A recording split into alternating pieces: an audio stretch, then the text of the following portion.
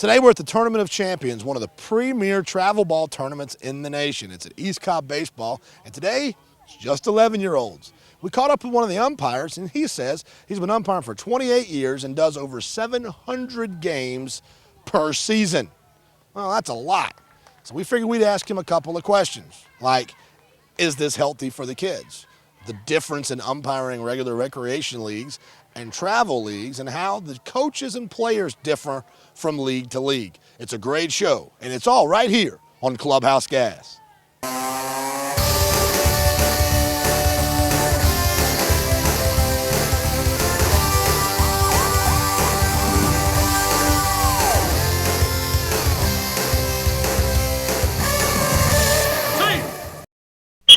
Well, this is some of the best 11-year-olds, like you said, that in the nation, and we can see that level of ball because they make the routine plays. You know, we don't have to worry about pitching or second guessing where they're going to go with the ball on a play. This is a situation where maybe as a home plate umpire, your strike zone is a little tighter than it would be normally for 11-year-olds? Yes. Well, we make them throw a strike. A strike is a strike. Now, you know, like I said, we also look at the a level of play, but in this level of play, they put the ball.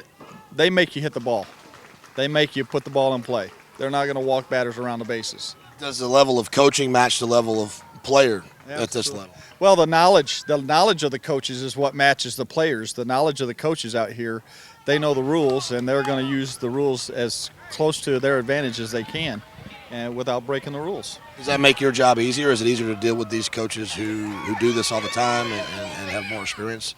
Or is it a more difficult job for you with maybe a slicker, sharper coach?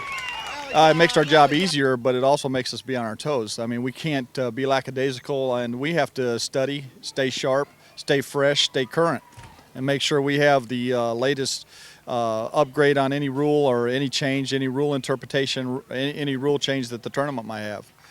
Is this good for the kids? I mean, is this something that you think in the summertime is a good thing for these 11-year-olds? I love this atmosphere, and what it does for the kids is they interact. And if you watch in between games, you'll see them out here playing ball with a soccer ball or something and kicking the ball around, interacting with other kids. And I think it gives them a versatility from other cultures, other states, other lifestyles. The thing about, and what we try to do as umpires, we try to make sure that the kids relax, play ball, and they play so much better when we come out and we interact with them, let them know we're not your enemy. We're out here to help you have a fair and safe game. And they come out and relax and play ball, and they play so much better when they're not in that intense atmosphere. What is the major misconception that most people have as far as umpires go? That we're perfect and that we won't miss a call. The thing about it is, and I've been doing this for over 28 years, and I realize that there's going to be one or two calls that probably somebody's not going to agree with. But if I feel that I missed a call or was in a wrong position and I might have had a better angle, the next thing I do just like a player.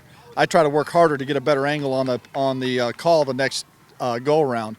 Never make one up. If I miss one, I'm going to get the next one right and do everything I can to make sure I'm in the right position. But we love this game, and we love it as much as the kids do. And so we want to come out here for the kids. And our job, if we do it right, helps the kids to prepare for high school, college, and hopefully the pros.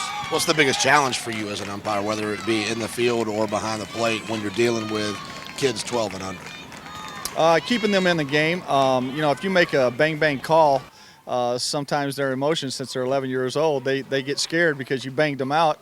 Their emotions are on their sleeve. They might get intimidated. So we have to try and keep them up. Say, look, good play, good try, nice hustle. And although we're umpires, we're also encouraging the kids to stay in the game. And you know, we want to keep them going. We don't want them to give up on this game or play it for 2 years and quit. We want to see them keep on. You've been umpiring for 28 years. There has to be one or two situations that have happened where you went home and wanted to tell somebody. You wanted to call it, man, you're not going to believe what happened today. Well, in a regional sports game, we had a play where I was the home plate umpire, and there was a ball that was hit over my head. The catcher sees it late, turns around, and takes his mask off. As he's taking his mask off, he reaches back with his glove to try and catch the ball. He's laid out prone, and the ball hits his glove and bounces straight into his mask. Of course, we had to, we're working a 3-man game because it was in a regional final, so we had to make the ruling on that, and we got it right, but a lot of people got it wrong. It's no catch, no catch. It's detached player equipment. Had it been a fair ball, it would have been a 3-base award, but since it's a foul ball, it's just a foul ball, no catch. So a lot of people were unhappy, but they would have been a lot more unhappy had the ball landed and the kid got a triple out of it. Yeah, if it would have been a bunt in fair territory and the catcher leaps out there and it bounces in his mask, of course, then we got a 3-base award, and that would have been a little bit hard to sell. Just a little tougher question for you. Can you think of a case in which a coach has used a ruling to affect the outcome? Maybe not even at the end of the game, but a ruling, a rule book decision come to you, and there's been a rule book decision that's affected the outcome of a game series. Well, I think probably the one that comes to mind the most would probably be in a high school situation where they re-entered a starting pitcher. The pitcher went 4 innings, wasn't removed for trips to the mound or excessive warm-up pitches, and he sat on the bench, wasn't removed from the game, was still in the lineup, and they brought him back in, and he continued to pitch. And I guess that's pushing it. They all wanted to know, well, and that's one of those archaic rules that, as long as he's not removed from the game and hasn't been removed for excess pitches or trips to the mound, he can come back and pitch.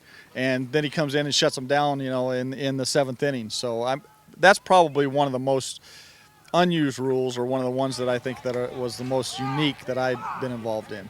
Well, like I said, it's one of those rules that a coach would use if he's trying to save number of pitches. If a pitcher gets up around 60 or 70 pitches at the high school level, he'll bring him out, and then all of a sudden he knows that he doesn't have any depth on his bench, and he needs to bring somebody in. He can bring him in, and that's one that was, like I said, has been used very, very rarely. All right, Blue. Well, thank you so much. Thanks. You're out of here. Thanks.